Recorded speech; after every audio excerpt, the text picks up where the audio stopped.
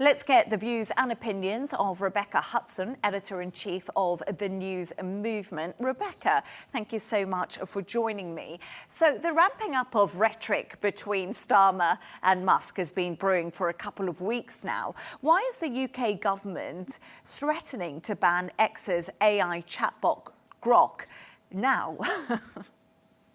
Yeah, no, and you're completely right. It has been a kind of war of the words between this government and Elon Musk, actually sort of almost predating this issue around Grok. Elon Musk has very much inserted himself into UK domestic politics. At the, last year we had him kind of getting involved in our grooming gang scandal, in migration, and now we are seeing this war of words over Grok, which is the AI tool which people are using to digitally manipulate images of women. We're seeing examples, it's so shocking, of this happening to children.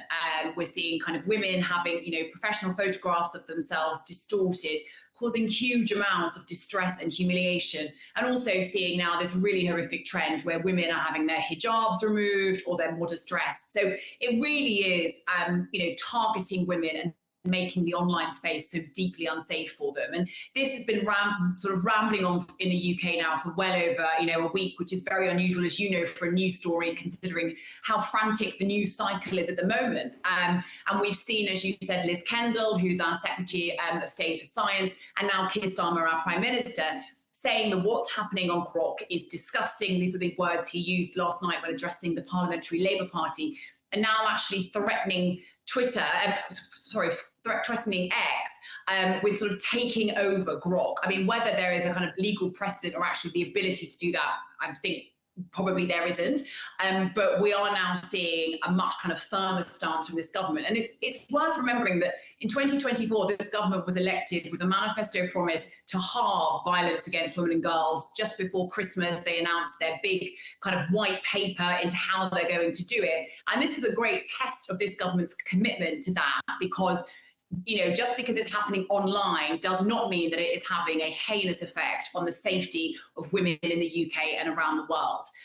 So this is, Starmer fulfilling a manifesto promise, but also a part of that ongoing row that we've had with Elon Musk since Starmer came to power.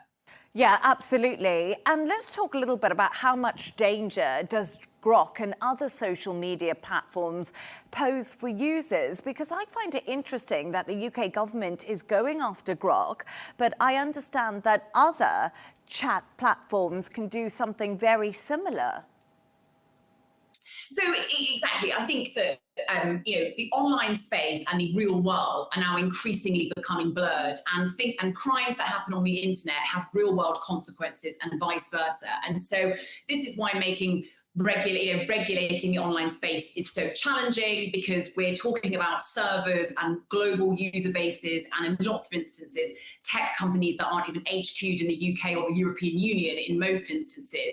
So it makes it really difficult. But the idea that you can post a completely innocent picture of yourself online, and it can be seized and manipulated by people who simply want to cause you harm, and it be circulated and seen by millions, if not billions of people, is yet another reminder to young women and girls that they're just not safe. And it's a reminder that you don't enjoy the same freedoms as men, and that your image is not your own, and that you are there is always a chance that you can be abused, which I think is the right word to use here, in the online space. So I think it is incredibly harmful to what it does to putting a ceiling and a self-censoring behavior on women.